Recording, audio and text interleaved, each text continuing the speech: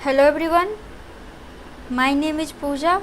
GS hub civil services classes के सफलता batch में आपका स्वागत है। जैसा कि सफलता बैच में हम लोग प्रतिदिन एक मेंस रिलेटेड इम्पॉर्टेंट टॉपिक को कवर करते हैं, उसी संदर्भ में आज का हमारा यह टॉपिक है। और आज का हमारा टॉपिक है खेलो इंडिया यूथ गेम्स। यह इसलिए भी इम्पॉर्टेंट हो जाता है क्योंकि खेलो इंडिया यूथ गेम्स 2025 का जो संस्करण है उसका आयोजन बिहार में किया गया था, जिसके कारण से यह हमारे आगामी बीपीएससी मुख्य परीक्षा के लिए एक महत्वपूर्ण टॉपिक बन जाता है। जैसे कि 17th बीपीएससी का जो मेंस था उसमें हमारे देश का एक बहुत बड़ा महापर्व महाकुंभ, उससे प्रश्न पूछा गया था। तो संभावनाएं हैं कि 71वीं बीपीएससी में खेलो इंडिया यूथ गेम्स से रिलेटेड भी मुख्य परीक्षा में प्रश्न आपको देखने को मिल सकते हैं, कारण क्योंकि यह बिहार में आयोजित किया गया था।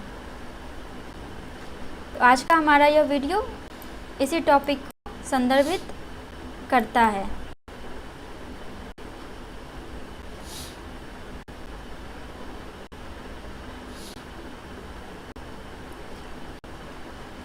खेलो इंडिया यूथ गेम्स इसका 2025 का जो संस्करण है वह बिहार में आयोजित किया गया।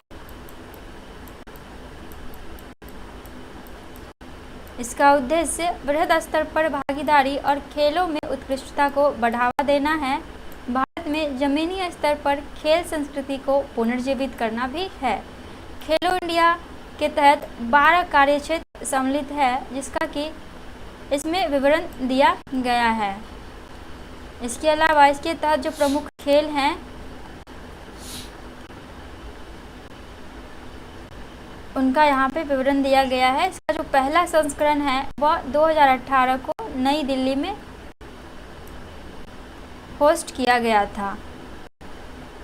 इसके अलावा इसका जो नोडल मंत्रालय है वह युवा कार्यक्रम और खेल मंत्रालय है। अब देखते हैं इस वर्ष का प्रसंग और महत्व। खेलो इंडिया यूथ गेम्स का 7वां संस्करण, यह कौन सा संस्करण है? 7th संस्करण। 7वां संस्करण 4 से 15 मई 2025 तक आयोजित किया गया। यह पहली बार बिहार द्वारा आयोजित किया गया, जो राज्य के खेल विकास के लिए एक मील का पत्थर है। खेलो इंडिया यूथ गेम्स का उद्घाटन प्रधानमंत्री नरेंद्र मोदी के द्वारा वर्चुअली किया गया।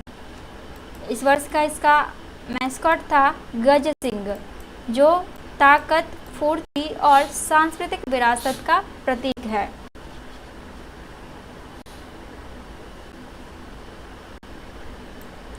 संगठनात्मक संरचना, इसमें मुख्य स्थल राज्य जो कि आयोजन करता है वह बिहार है। यह बिहार के इन जिलों में आयोजित किया जा रहा है। पटना, राजगीर, बेगूसराय, गया और भागलपुर में कार्यक्रम आयोजित हुए। दिल्ली में जिम्नास्टिक, शूटिंग, साइकिलिंग जैसे प्रमुख खेलों की मेजबानी की गई, जो कि बुनियादी ढांचे की आवश्यकताओं के कारण था। हालांकि बिहार ने इसको होस्ट तो किया, परंतु बिहार में जिम्नास्टिक, शूटिंग और साइकिलिंग जैसे खेलों को होस्ट करने के लिए बुनियादी अवसंरचना की कमी देखी गई, जिसके कारण से इस 3 गेम है, जिम्नास्टिक, शूटिंग और साइकिलिंग, इसको दिल्ली में आयोजित किया गया। इसकी कुल अवधि 12 दिन की रही।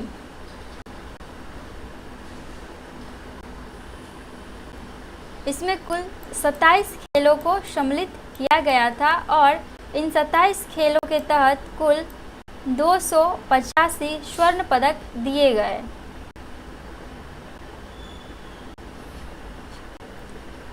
लास्ट 4 साल में जो बिहार का प्रदर्शन रहा है इस गेम में वो ऐसे हैं। 2021 में बिहार ने 2 पदक जीता था, 2023 में 7 पदक, 2024 में 5 पदक और इस बार 2025 में छलांग लगाते हुए बिहार ने कुल 36 पदक जीता। इसमें से 7 पदक गोल्ड थे।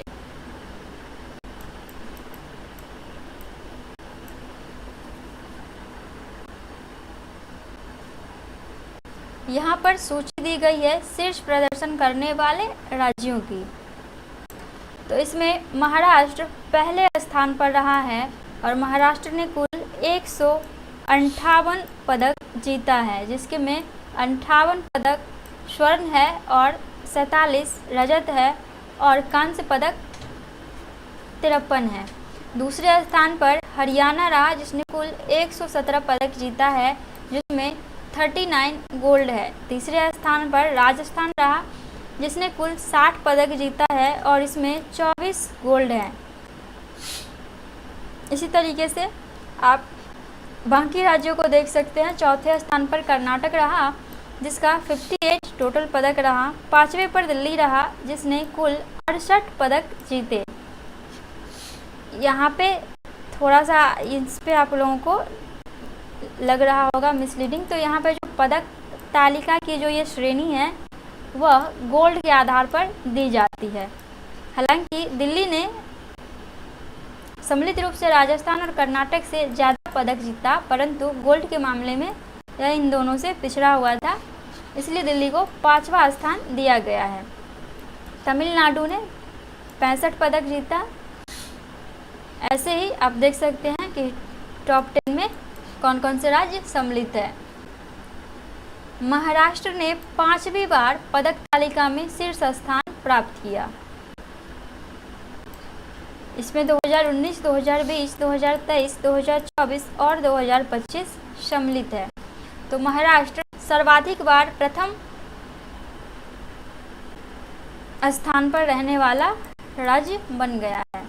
अब देखते हैं कि खेलो इंडिया में बिहार का प्रदर्शन कैसा रहा, जो कि बिहार ने इसको होस्ट भी किया था।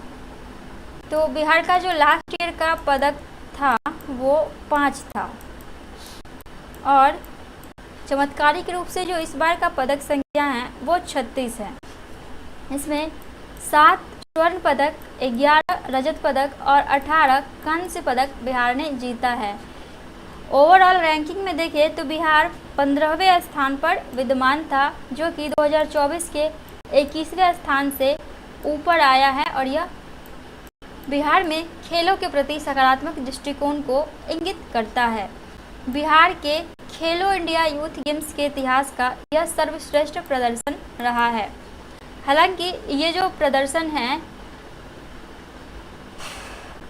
इसमें मेजबानी से स्थानीय एथलीटों के लिए आधारभूत संरचना, भागीदारी, आत्मबल और दृश्यता में बढ़ोतरी हुई, जिसके कारण से यह जो पदक है वह 5 से डायरेक्ट 36 पे आ गया।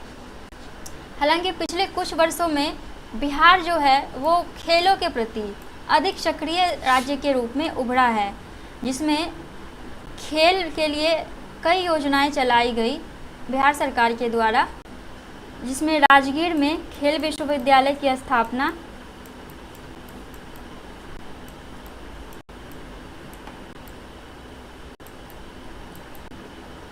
राजगीर में खेल विश्वविद्यालय और एकेडमी की स्थापना की गई। इसके अलावा मेडल लाओ नौकरी पाओ योजना,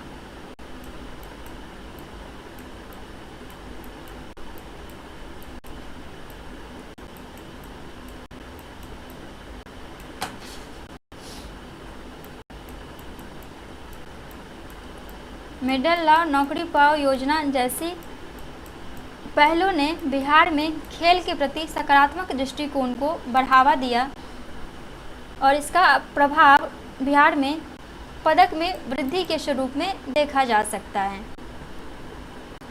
खेलो इंडिया यूथ गेम्स के बारे में देखते हैं कुछ जानकारी। इसका जो पहला था, जो आरंभ हुआ था खेलो इंडिया यूथ गेम्स का पहला संस्करण 2018 में खेलो इंडिया स्कूल गेम्स के रूप में स्टार्ट हुआ था।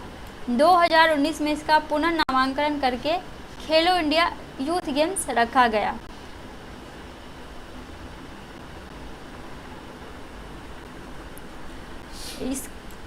इसको जो निर्देशित करता है वह युवा मामलों एवं खेल मंत्रालय के तहत किया जाता है। इसका नोडल मिनिस्ट्री युवा मामला एवं खेल मंत्रालय है। इसमें जो लक्षित समूह है वह 2 वर्गों में बांटा गया है, अंडर 17 जिसमें स्कूली छात्र होते हैं और अंडर 21 जिसमें कॉलेज के छात्र होते हैं। तो यह खेल 2 वर्गों में आयोजित किया जाता है। इसका उद्देश्य क्या है? इसका उद्देश्य है भारत में लंबे समय से जो अंतर्राष्ट्रीय गेम्स हैं उसमें भारत का प्रदर्शन कुछ ठीक नहीं रहा, जिसके कारण से और इसका जो जांच किया गया तो इसमें पाया गया कि भारत में खेल बुनियादी ढांचा का बहुत बड़ा कमी देखा जाता है और भारत में खेल संस्कृति की भी कमी है। इसीलिए भारत जो है अंतर्राष्ट्रीय स्तर पर एक अच्छा परफॉर्मर के रूप में नहीं उभर रहा है। इन्हीं समस्याओं को ध्यान में रखते हुए इसको शुरू किया गया था ताकि भारत में ऊपर से लेकर नीचे तक ग्रामीण स्तर तक खेल की संस्कृति के लिए एक सकारात्मक माहौल प्रदान किया जाए। इसी के तहत भारत खेलो इंडिया यूथ गेम्स का आयोजन करता है ताकि भारत की खेल संस्कृति मजबूत हो सके। इसका जो मुख्य उद्देश्य है वह है जमीनी स्तर पर खेल संस्कृति को बढ़ावा देना, खेल प्रतिभा की पहचान करना और उन्हें पोषित करना, ओलंपिक और अंतर्राष्ट्रीय प्रतियोगिताओं के लिए खिलाड़ियों को तैयार करना। तो यह खेलो इंडिया यूथ गेम्स का मुख्य उद्देश्य है। खेलो इंडिया योजना की जो मुख्य विशेषता है, इस गेम का जो मुख्य विशेषता है वह इस प्रकार से है। खेल प्रतियोगिताएं यह वार्षिक आयोजन है। यह क्या है? यह एक वार्षिक आयोजन है जिसमें यूथ गेम्स, यूनिवर्सिटी गेम्स और विंटर गेम्स आयोजित किए जाते हैं। इसमें उभरते हुए खिलाड़ियों का चयन किया जाता है और इनको समर्थन दिया जाता है। इन्हीं खिलाड़ी को अंतर्राष्ट्रीय खेलों के लिए प्रोत्साहित भी किया जाता है। अंतर्राष्ट्रीय खेलों के लिए इनको तैयार किया जाता है। इसके लिए इनका वित्त पोषण भी किया जाता है। बुनियादी ढांचा विकास, इसके तहत मौजूदा सुविधाओं का उन्नयन और नए खेल केंद्रों का निर्माण करना भी शामिल है।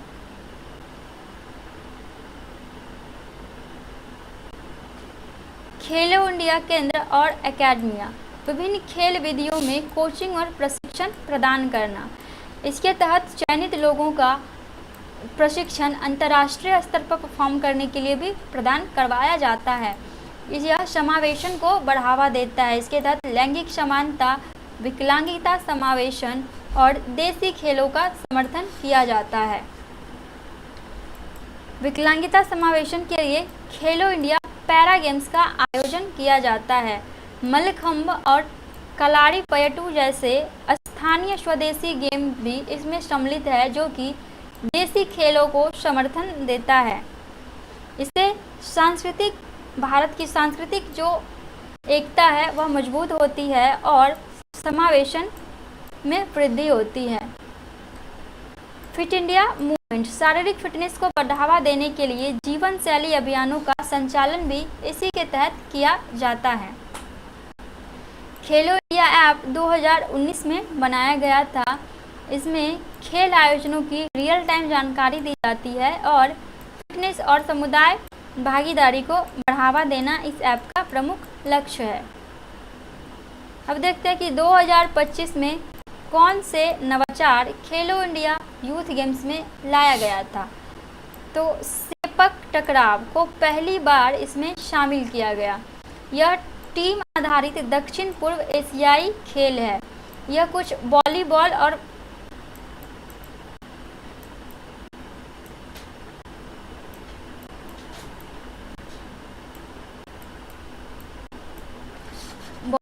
इसके अलावा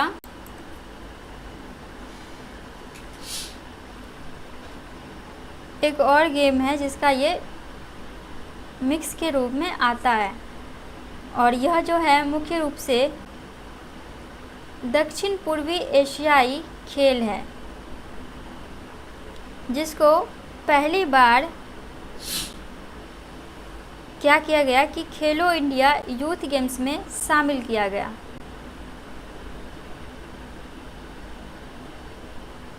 इसके अलावा ई स्पोर्ट्स को एक डेमो प्रदर्शन खेल के रूप में पेश किया गया।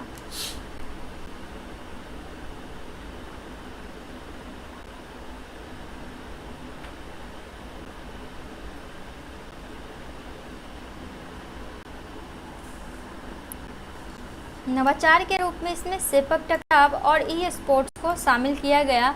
डिजिटल खेल प्रवृत्तियों के प्रति अनुकूलन को दर्शाता है। यह जो ई स्पोर्ट्स का डेमो है वह डिजिटल खेल प्रवृत्तियों के प्रति अनुकूलन को दर्शाता है। संभावना है कि अगले संस्करणों में इसको भी शामिल किया जाए।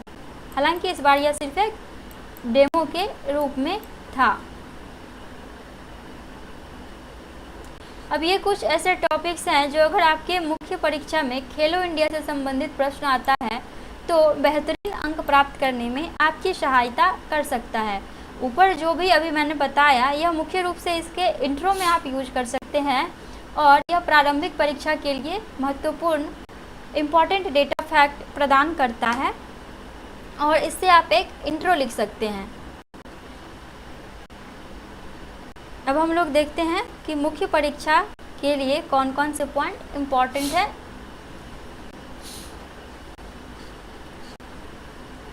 विशेषतः बिहार के संदर्भ में खेलों की मेजबानी का विकेंद्रीकरण।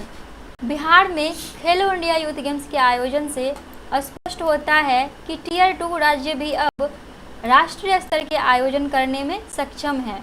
बिहार ने क्या किया है कि सफलतापूर्वक खेलो इंडिया यूथ गेम्स का आयोजन कर लिया है, जिससे यह स्पष्ट हो जाता है कि टियर 2 राज्य भी किसी भी राष्ट्रीय स्तर के खेलों का आयोजन करने के लिए सक्षम है। इससे क्या होगा कि अब इन टियर 2 राज्यों को भी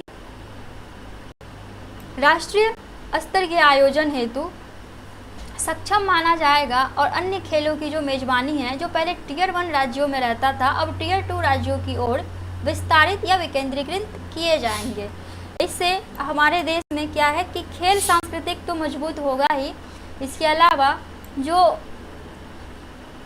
एक डिस्टेंस देखने को मिलता है टियर 1 और टियर 2 राज्यों में वह भी कम होगा और समावेशिता बढ़ेगी। इसके अलावा क्षेत्रीय खेल संवर्धन।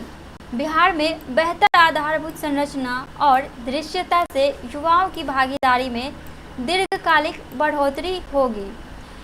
इस तरीके से बिहार ने जिस तरीके से इसको होस्ट किया है इससे जो क्षेत्रीय खेल है बिहार का उसका संवर्धन किया होगा और बिहार से संबंधित खिलाड़ी चूँकि उनके पास बेहतरीन आधारभूत संरचनाएं उपलब्ध रहेगी तो दीर्घकालीन इनके बढ़ोतरी भागीदारी जो है वो उनमें वृद्धि होती रहेगी।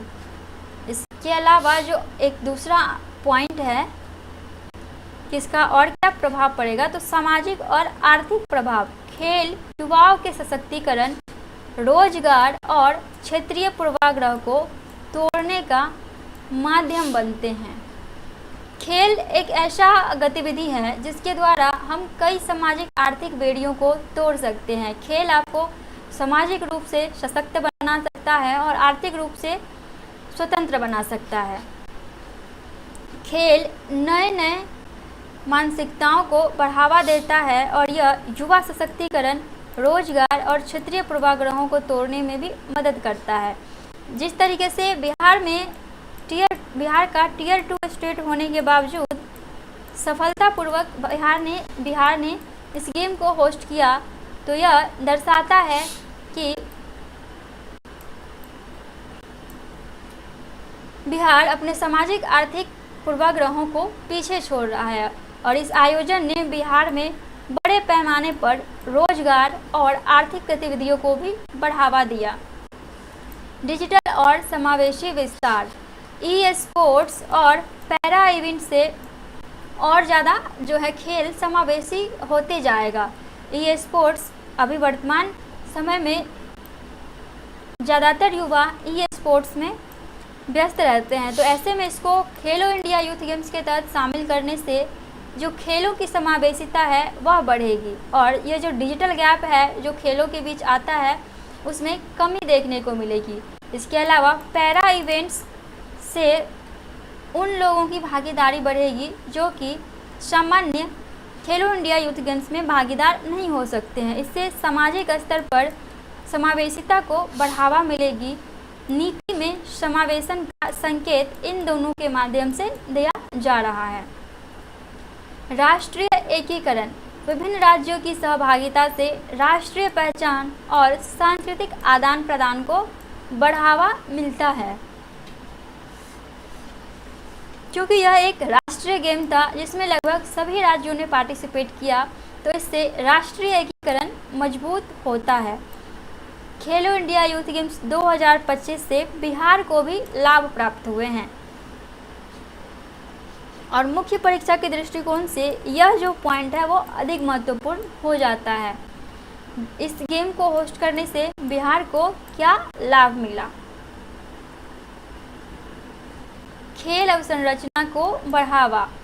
पटना, राजगीर, बेगूसराय, गया, भागलपुर में स्टेडियमों और प्रशिक्षण केंद्रों का विकास और जीर्णोद्धार किया गया। इससे बिहार में खेल संबंधित बुनियादी ढांचों का तेजी से विकास किया गया।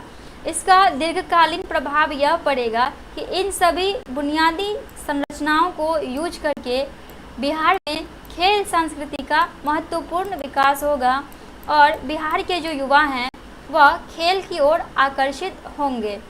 इसके अलावा स्थानीय खिलाड़ियों के एक दीर्घकालिक परिसंपत्तियों का निर्माण, जैसा कि मैंने बताया कि ये जो स्टेडियम्स का जीर्णोद्धार किया गया इतनी तीव्रता से खेलो इंडिया यूथ गेम्स के आयोजन के लिए, तो इस कार्यक्रम के समापन के बाद हालांकि इनका इस्तेमाल अन्य कार्यक्रमों को होस्ट करने के लिए भी किया जाएगा, परंतु ये सबसे ज़्यादा जो फ़ायदा है वह स्थानीय खिलाड़ियों को पहुंचाएगा। बिहार में खेल संस्कृति से संबंधित एक बड़ी समस्या यह रही थी कि यहाँ पे आधारभूत ढांचे का बहुत ज़्यादा कमी देखा जाता था, विशेष रूप से खेल के संबंध में। परंतु खेलो इंडिया यूथ गेम्स के आयोजन के लिए इन सब अवसंरचनाओं का जीर्णोद्धार ने इस कमी को दूर कर दिया है। स्थानीय प्रतिभा को प्रोत्साहन। बिहार में अब तक का सर्वश्रेष्ठ प्रदर्शन किया है और 36 पदक हासिल किया है। इससे पहले पिछले 4 वर्षों का डेटा मैंने आरंभ में ही दिखाया था, जिसमें एक भी वर्ष 10 पदक तक नहीं पहुंची थी बिहार की टीम। परंतु इस बार बिहार की टीम ने अपना उत्कृष्ट प्रदर्शन करते हुए 36 पदक हासिल किया है, जिसमें 7 पदक तो केवल क्या है कि 7 केवल गोल्ड है। इससे पहले जितने भी खेल हुए हैं उसमें बिहार का इतना पदक ही रहता था, परंतु इस बार यह सिर्फ गोल्ड का संख्या 7 है। यह दर्शाता है कि युवाओं की खेल में भागीदारी बढ़ रही है। हालांकि बिहार सरकार ने कई राज्य स्तर की योजनाएं चलाई जिससे कि राज्य की खेल संस्कृति में सुधार किया जा सके। राष्ट्रीय स्तर की प्रतिस्पर्धा के अनुभव से आत्मविश्वास और प्रदर्शन में सुधार हुआ। स्थानीय खिलाड़ियों ने जो राष्ट्रीय स्तर की प्रतिस्पर्धा का अनुभव हासिल किया, उससे क्या हुआ कि इनमें आत्मविश्वास और प्रदर्शन क्षमता में सुधार के लिए सकारात्मक दृष्टिकोण देखे गए। राज्य की छवि निर्माण। बिहार ने एक राष्ट्रीय मेगा इवेंट को कुशलता से आयोजित करने की क्षमता प्रदर्शित की है।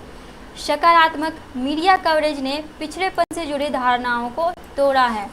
बिहार लंबे समय से या यूँ कहे तो आधुनिक काल में बिहार को बीमारू राज्य की श्रेणी में रखा जाता है, परंतु बिहार ने जिस कुशलता से इस मेगा इवेंट को होस्ट किया वह बिहार की अपनी क्षमता को दिखाता है और सकारात्मक मीडिया ने बिहार के पिछड़ेपन से जुड़ी धारणाओं को तोड़ा और इस होस्टिंग ने बिहार के सिविक कल्चर को भी प्रदर्शित किया, जो कि कई धारणाओं को बिहार से संबंधित जो राष्ट्रीय स्तर पर धारणाएं बनी हुई हैं उनको तोड़ने में सफल रहा। पर्यटन और आर्थिक गतिविधियां। खिलाड़ियों, अधिकारियों, मीडिया और दर्शकों के आगमन से स्थानीय आतिथ्य, परिवहन और सहायक क्षेत्रों को बढ़ावा मिला। इस दौरान बिहार में बड़े स्तर पर रोजगार का भी प्रचलन रहा। राजगीर और बोधगया जैसे सांस्कृतिक और ऐतिहासिक और सांस्कृतिक स्थलों को बढ़ावा मिला, क्योंकि जो लोग बिहार आए खेलो इंडिया यूथ गेम्स में पार्टिसिपेट करने के लिए, उन्होंने पर्यटन के तौर पर राजगीर और बोधगया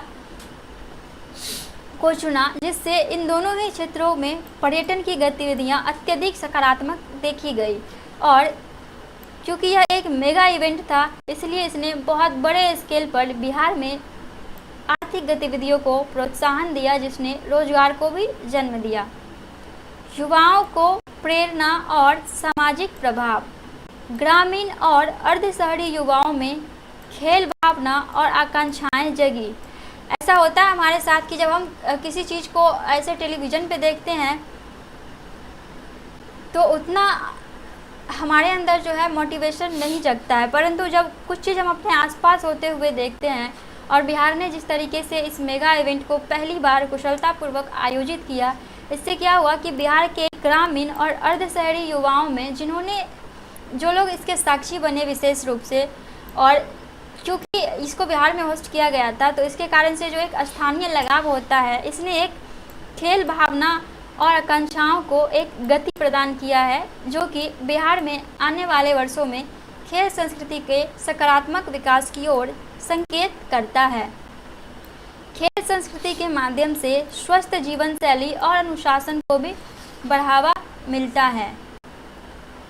रोजगार सृजन। हालांकि यह रोजगार सृजन अल्पकालिक रहा। खेलों के दौरान इवेंट मैनेजमेंट, सुरक्षा, परिवहन, खान पान और खेल मीडिया में नौकरियां सृजित हुई। हालांकि ये नौकरियां तत्कालीन थी, परंतु अल्पकाल में भी इन्होंने बिहार को बहुत सारा आर्थिक फायदा पहुंचाया। दीर्घकालीन खेल नीति के लिए उत्प्रेरक। बिहार की खेल नीति के निर्माण या उन्नयन की संभावना बढ़ी है। खेल प्रोत्साहन की दिशा में राजनीतिक और नौकरशाही का अधिक ध्यान आकर्षित हुआ, क्योंकि इस मेगा इवेंट से कुछ ही दिनों में बहुत अधिक सांस्कृतिक और आर्थिक बदलाव सकारात्मक रूप से देखने को मिला, और आर्थिक सशक्तता भी स्पष्ट इंगित हुई। इसके अतिरिक्त जो हमारा राज्य है, बिहार राज्य को राष्ट्रीय स्तर पर प्रतिष्ठा मिली, और एक सकारात्मक दृष्टिकोण से बिहार का छवि राष्ट्रीय स्तर पर प्रस्तुत किया गया। इससे क्या हुआ कि राजनीतिक और नौकरशाही वर्गों का भी इस ओर ध्यान आकर्षित हुआ है, जो कि बिहार में आने वाले वर्षों में सकारात्मक खेल संस्कृति के लिए आवश्यक हो जाता है। यह खेलो इंडिया यूथ गेम्स का जो महत्वपूर्ण प्रभाव है, वह हालांकि अभी तो दिख ही रहा है, परंतु वह आने वाले वर्षों में और सकारात्मक रूप से बिहार में देखने के लिए स्पष्ट होगा। निष्कर्ष। खेलो इंडिया यूथ गेम्स 2025 की मेजबानी बिहार के लिए एक परिवर्तनकारी घटना रही। न केवल खेलों के संदर्भ में, बल्कि अवसंरचना, युवा विकास, शासन और क्षेत्रीय गौरव के प्रेरक तत्व के रूप में भी यह एक परिवर्तनकारी घटना रहा। यह खेलों के माध्यम से समावेशी विकास को बढ़ावा देने के लिए पिछड़े क्षेत्रों के लिए एक मॉडल के रूप में कार्य कर सकता है। तो ये हमारा निष्कर्ष है। उम्मीद है खेलो इंडिया यूथ गेम से संबंधित इस वीडियो के माध्यम से आपको बीपीएससी प्रारंभिक और मुख्य दोनों परीक्षा के लिए आवश्यक जानकारी मिल गई होगी। हालांकि अगर आपको अभी भी इस संदर्भ में या खेलो इंडिया यूथ गेम्स के संबंधित कोई और जानकारी चाहिए या डाउट हो, तो कृपया कमेंट कर दें। इस वीडियो को देखने के लिए धन्यवाद।